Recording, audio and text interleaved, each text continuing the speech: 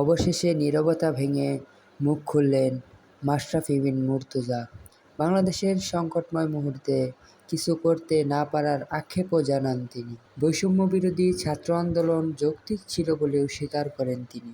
নিজের বাড়ি পুড়িয়ে দেওয়ার পরও নড়াইলবাসীর প্রতি কোনো অভিযোগ নেই বাংলাদেশের এই সাবেক ক্যাপ্টেন মাশরাফি বিন মুর্তজার।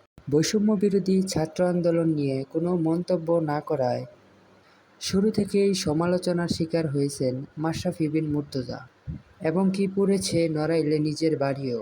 গত ৫ আগস্ট তার দলীয় সরকার পতনের পরও চুপ ছিল বাংলাদেশের সাবেক এই অধিনায়ক। তবে সবশেষ তিনি মুখ খুললেন এবং জানালেন কেন চুপ ছিলেন এতদিন মাশরাফি বিন মুর্তজা। তিনি বলেন, অ্যাবসলিউটলি ব্যর্থ হয়েছি।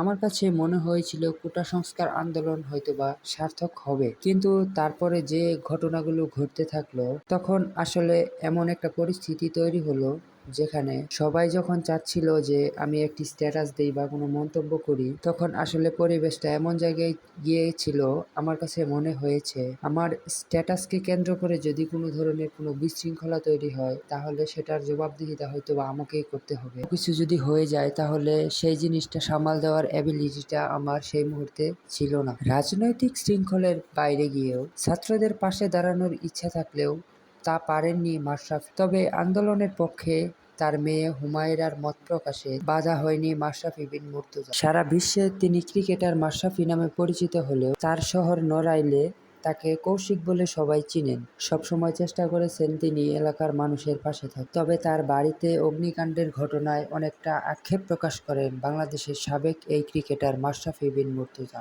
সবশেষ তিনি বলেন, নড়াইলের মানুষের বিরুদ্ধে আমার কোনো অভিযোগ নেই, তারা যেটা ভালো মনে করেছে সেটা করেছে।